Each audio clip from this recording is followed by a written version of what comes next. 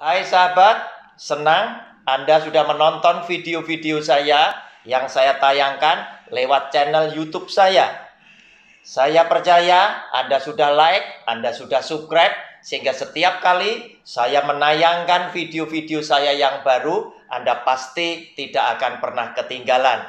Jika Anda merasa diberkati lewat video-video saya, maka dengan kerendahan hati saya memohon, berkenanlah Anda share juga kepada keluarga-keluarga yang lain agar mereka juga mendapat berkat yang sama. Sengaja video-video saya isi dengan pelajaran-pelajaran Alkitab yang akan menjadi berkat bagi setiap keluarga yang mengikutinya. Mereka akan berhasil mengajar mendidik anak-anaknya menuju kepada kesuksesan, kebahagiaan, dan keselamatan yang Tuhan sudah siapkan. Oleh karena itu, jangan pernah tinggalkan video-video saya. Ikuti terus lewat channel YouTube Roni Suwono. Shalom.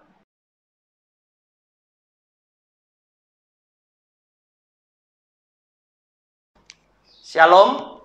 Jumpa kembali dengan channel pribadi saya lewat program Sabar Selidiki Alkitab bersama Roni Suwono. Hari ini kita memasuki video yang kelima dari seri pelajaran yang berjudul Khotbah seperti apa yang dibutuhkan oleh jemaat. Saudara, tentunya adalah khotbah-khotbah sebagai nasihat yang diberikan oleh Kristus kepada saudara dan saya agar lewat apa yang dia nasihatkan dan kita mengikuti firman Tuhan Yesus, dan keluarga kita semuanya akan mendapatkan keselamatan di dalam hidup yang kekal. Yang penting hari ini yang kita mau cermati yaitu dengan judul kecilnya, keselamatan adalah hal utama yang dikatakan oleh Tuhan Yesus. Saudara, kita lihat firman-Nya dari Matius pasal 13. Saya bacakan ayat 44 sampai dengan ayat 46. Saudara, demikian bunyi firman-Nya. Hal kerajaan sorga itu seumpama harta yang terpendam di ladang, yang ditemukan orang, lalu dipendamkannya lagi. Oleh sebab sukacitanya, pergilah ia menjual seluruh miliknya, lalu membeli ladang itu. Ini perumpamaan yang pertama. Dalam bacaan ini ada dua perumpamaan. Yang kedua, demikian pula hal kerajaan surga. Itu seumpama seorang pedagang yang mencari mutiara yang indah. Setelah ditemukannya mutiara yang sangat berharga, ia pun pergi menjual seluruh miliknya, lalu membeli mutiara itu. Saudara, bukankah setiap saudara dan saya itu selalu berusaha untuk supaya hidup keluarga kita sejahtera? Orang bisa sejahtera karena dia memiliki penghasilan yang lebih besar dari pengeluarannya. Sehingga setiap bulan keluarga ini bisa menyisihkan uang untuk ditabung. Sehingga lama-lama dari tabungan yang sedikit, lama-lama bisa menjadi bukit, tabungannya banyak. Sehingga ketika dia sudah tidak bisa bekerja lagi, dia bisa menikmati hari tuannya. Nah saudara, sadar atau tidak bahwa semuanya ini tadi adalah sifatnya fana. Kenapa? Karena apa yang ada di bumi kita tidak bisa bawa pulang ke surga. Semua yang ada di bumi adalah fana. Tetapi lewat nasihat firman Tuhan ini tadi, dia ingin memberikan kesadaran kepada saudara dan saya bahwa ternyata yang menjadi pusat perhatian utama Tuhan Yesus bukanlah berkat yang jasmani, tetapi keselamatan adalah hal utama yang dikatakan oleh Tuhan Yesus. Dia mengandaikan, mengumpamakan tentang hal kerajaan surga itu seumpama seorang pedagang. Pedagang pasti cari keuntungan. Pedagang mesti cari duit yang banyak. Pedagang ini apa yang dia lakukan? Dia berkata, demikian pula hal kerajaan surga itu seumpama seorang pedagang yang mencari mutiara yang indah. Diibaratkan, diumpamakan, diandaikan. Hal kerajaan surga seperti seorang pedagang yang sedang mencari mutiara yang indah. Nah, saudara, dikatakan di ayat selanjutnya, setelah ditemukannya mutiara yang sangat berharga itu, yang indah itu, pedagang ini sukacita. Apa yang dia lakukan? Ia pun pergi pulang, menjual seluruh hartanya untuk ditukarkan, dibelikan mutiara yang indah, yaitu kerajaan surga ini tadi. Artinya, seluruh apa yang dimiliki oleh seseorang tidak pernah lebih berarti dibandingkan hal kerajaan surga. Buktinya, seorang pedagang yang mencari keuntungan hari demi hari, begitu dia menemukan mutiara yang indah ini tadi, begitu dia menemukan hal kerajaan surga yang bisa membawa dia hidup dalam hidup yang kekal, maka dia segera pulang. Semua harta yang dia miliki, dia bersedia untuk menjualnya supaya dia bisa menukarkan yang jasmani seluruhnya dengan yang rohani, yaitu keselamatan di dalam hidup yang kekal. Artinya, pesan apa yang Tuhan Yesus ingin sampaikan kepada saudara dan saya lewat pembacaan dari 3 ayat ini? Yaitu, dia ingin sampaikan kepada saudara dan saya bahwa hidup kekal itu tetap nomor 1 dibandingkan dengan kehidupan di dunia yang memang masih membutuhkan jasmani, kebutuhan jasmani, yang seringkali kebutuhan jasmani yang kita perlukan harus lewat sebuah perjuangan dengan tetesan keringat, juga dengan usaha yang keras. Namun, itu bukan satu-satunya yang penting. Tetapi, yang terpenting adalah ketika kita bisa mendapatkan yang rohani, yaitu keselamatan di dalam hidup yang kekal. Nah, saudara, setiap orang selalu ingin sukses. Apalagi lewat sukses, dia bisa membahagiakan, menyejahterakan keluarganya. Lewat sukses, dia juga bisa mendapatkan penghormatan, penghargaan dari orang-orang tertentu, masyarakat tertentu, bahwa dia adalah orang yang sukses, orang yang berprestasi, dan lain sebagainya. Sehingga dengan demikian mengangkat derajat status sosial mereka. Namun apa yang dikatakan oleh Tuhan Yesus? Justru ketika orang menjadi sukses dan kaya, bukan dia melarang orang tidak boleh kaya, tetapi ternyata dia menyampaikan sebuah peringatan yang berarti bagi orang yang sudah bisa kaya, dengan peringatan hati-hati orang kaya sukar masuk ke dalam kerajaan surga. Kenapa? Karena orang yang kaya itu adalah orang yang punya kekuasaan. Orang yang kaya adalah orang yang punya kekuatan. Baik, dia punya banyak sahabat, mungkin dia punya banyak uang, atau dia punya kekuasaan bisa menggunakan uangnya, sehingga ada begitu orang yang menaruh hormat kepada dia, Bahkan tidak sedikit yang takut menghadapi akan dirinya. Dan orang yang seperti ini diingatkan oleh Tuhan Yesus, hati-hati, karena orang kaya sukar masuk ke dalam kerajaan surga, karena orang kaya bisa bertindak arogan. Orang kaya bisa tidak menghargai sesama. Orang kaya bisa memandang remeh sesama yang lain. Orang kaya bisa tidak menghargai, menghormati hukum, dan lain sebagainya. Bahkan orang kaya bisa berkata, aku tidak perlu Tuhan. Dan banyak orang sukses yang sampai hari ini masih berkata, aku tidak percaya kepada Tuhan. Dia lupa bahwa Tuhanlah yang telah menciptakan dia dan memberkati dia menjadi orang yang sukses.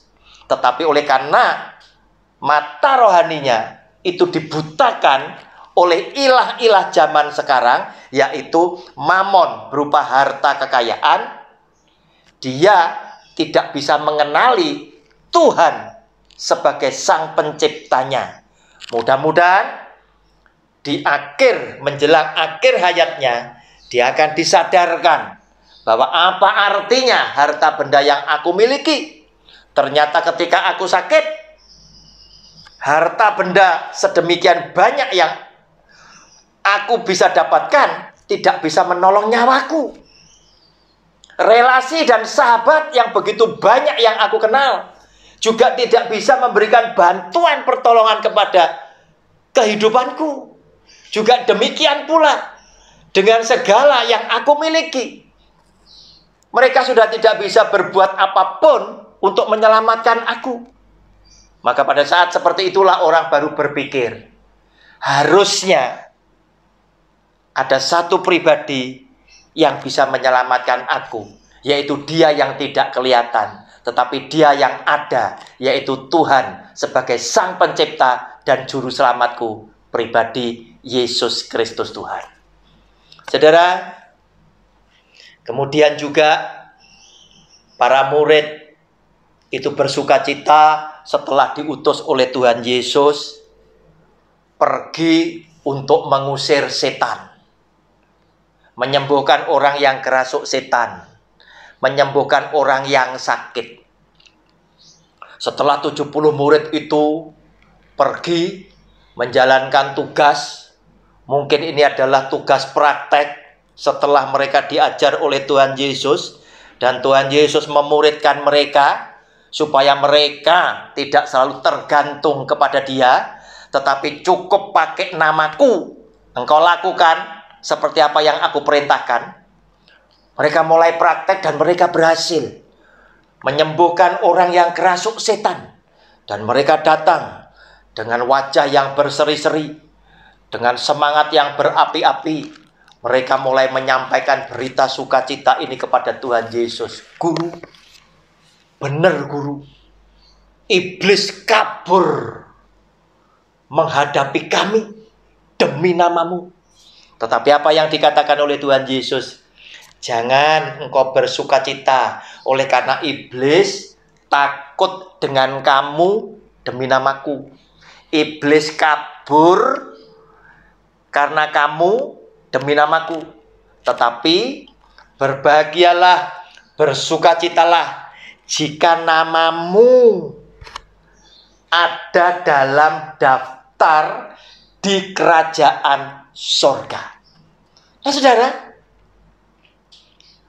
bukankah para murid juga senang karena sesuatu yang rohani? Tetapi yang rohani ini pun masih kalah dengan berkat yang satu ini, yaitu keselamatan. Kamu sudah lakukan yang rohani. Kamu lakukan penyembuhan orang-orang yang sakit, orang-orang yang dirasuk setan demi nama Tuhan Yesus. Tetapi ketika itu berhasil, kamu jangan buru-buru berbahagia. Kenapa? Karena itu bukan yang utama. Yang terutama silakan kamu berbahagia ketika kamu yakin namamu itu ada di dalam daftar buku kehidupan, sehingga engkau adalah orang yang terdaftar hidup dalam kerajaan surgaku yang mulia. Itu yang terutama. Oleh karena itu saudara, Tidak salah kalau saudara membaca pada Matius pasal yang ke-7 ayat 21 sampai dengan 23. Di situ saudara menjumpai, saudara, saya bacakan saja supaya jelas. Bukan setiap orang yang berseru kepadaku Tuhan, Tuhan akan masuk ke dalam kerajaan sorga, melainkan dia yang melakukan kehendak Bapakku yang di sorga.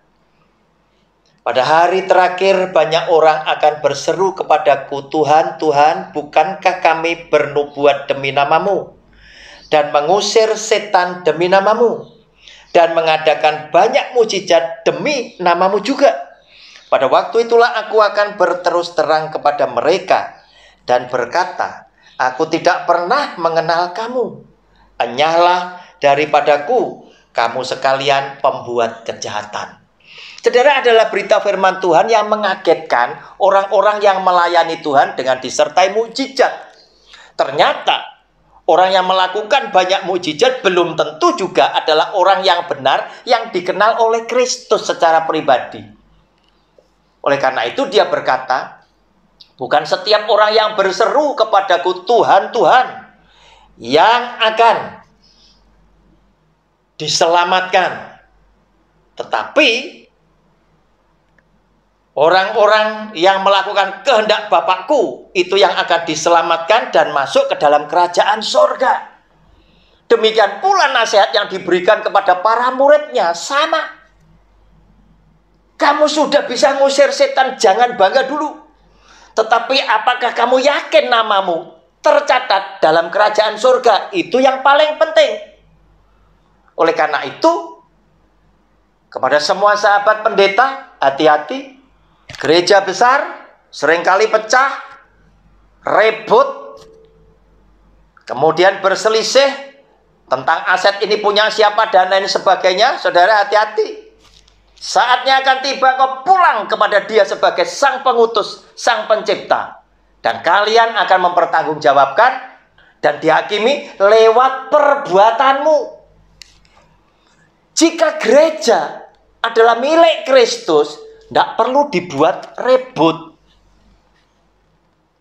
Tidak perlu dibuat perselisihan. Ini punya siapa? Jelas yang punya di atas.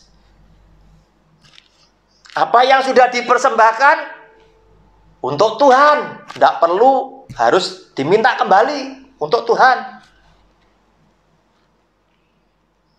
Dan dia berkata, jika engkau ditampar pipi kananmu, berikan pipi kirimu. Jika ada orang yang minta kepadamu baju, berikanlah juga jubahmu. Artinya, tidak usah ribut-ribut. Ya sudahlah, ini kamu minta, ya sudah kamu yang uruslah. Gereja ini milik Tuhan, ya sudah. Kalau nanti Tuhan masih mempercayakan kepada saya untuk melayani Tuhan, pasti Tuhan kasih saya ladang yang baru dengan jiwa yang baru. Saudara yang dikasih oleh Tuhan, itulah inti daripada pesan daripada firman Tuhan yang hari ini saudara dan saya pelajari, bahwa ternyata yang di dunia, yang jasmani, tidak penting buat Tuhan Yesus. Yang penting tetap adalah apakah kita dan keluarga namanya ada dalam daftar di kerajaan surga. Yang jasmani tidak penting, yang rohani pun juga tidak selalu bicara tentang yang penting. Buktinya, para murid sudah melakukan yang rohani. Ada banyak pendeta yang melakukan yang rohani. Tetapi Tuhan Yesus tetap nasihati, jangan kau bersuka cita hanya karena iblis kabur karena engkau di dalam namaku. Tetapi bersukacitalah jika namamu, nama keluargamu, namaku, nama keluargaku ada terdaftar dalam kerajaan surganya yang mulia. Sehingga kita menjadi anak-anak yang kelak boleh tinggal bersama Kristus di dalam hidup kekal bersama dengan seluruh keluarga kita. Itulah yang terutama dan yang utama bagi Kristus untuk saudara dan saya dan semua keluarga kita masing-masing. Shalom, Tuhan Yesus memberkati. Haleluya. Amin.